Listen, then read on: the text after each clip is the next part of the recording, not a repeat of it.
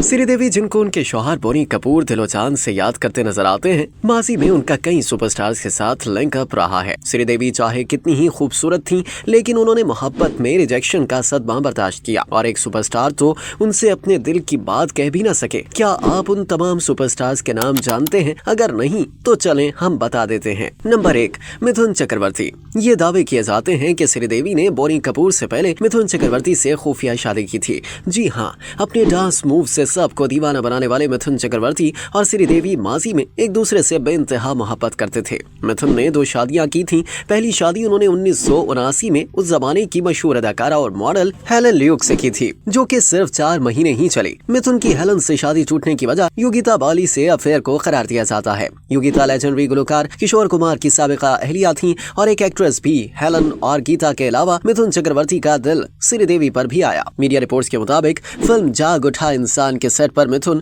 और श्रीदेवी की पहली मुलाकात हुई और यहीं से दोनों दोस्त बने और मामला मोहब्बत तक जा पहुंचा। कुछ अरसे बाद जब श्रीदेवी की जिंदगी में बोनी कपूर ने एंट्री ली तो मिथुन और श्रीदेवी के दरमियान इख्तलाफात पैदा होने लगे। एक बार तो मिथुन ने उन्हें बोनी कपूर को राखी बांधने पर भी मजबूर कर दिया था। श्रीदेवी और मिथुन के हवाले से 2 अफवाहें आम हैं। एक ये कि मिथुन ने श्रीदेवी से कहा था कि वो योगिता को तलाक दे देंगे और श्रीदेवी से शादी करेंगे, जबकि दूसरी अफवाह ये कि मिथुन ने श्रीदेवी से खुफिया शादी कर ली थी और ये खबर जैसे ही योगिता को मिली तो उन्होंने सुसाइड की कोशिश की, जिससे मिथुन घबरा गए और फिर उन्होंने श्रीदेवी से दूरी इख्तियार कर ली। कहते हैं मिथुन से ब्रेकअप के बाद श्रीदेवी काम में मसरूफ हो गई और 1996 में उन्होंने बोनी कपूर से शादी कर ली। बोनी ने श्रीदेवी के लिए अपनी पहली बीवी को छोड़ दिया था, जो कोई और नहीं बल्कि अर्जुन कपूर की मां थी। नंबर 2, रजनीकांत। मिथुन के अलावा श्रीदेवी का नाम जिस बॉलीवुड स्टार के साथ जुड़ा वो अपनी एक्शन मूवीज की वजह से मशहूर है। जी हाँ, हम यहाँ रजनीकांत की बात कर रहे हैं। मीडिया रिपोर्ट्स के मुताबिक रजनीकांत भी श्रीदेवी से बेइंतहा मोहब्बत करते थे और इनसे शादी करना चाहते थे,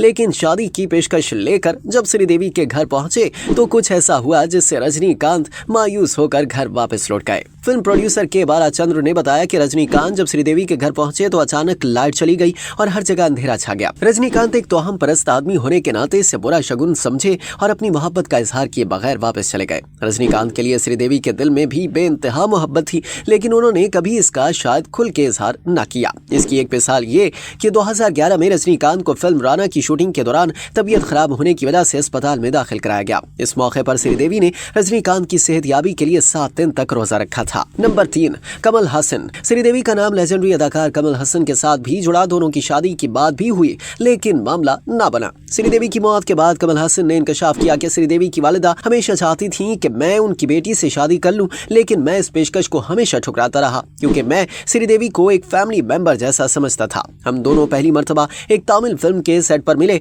और उस वक्त श्रीदेवी सिर्फ 13 बरस की थीं और तब से ही मैंने उनको फैमिली मेंबर की नजर से ही देखा।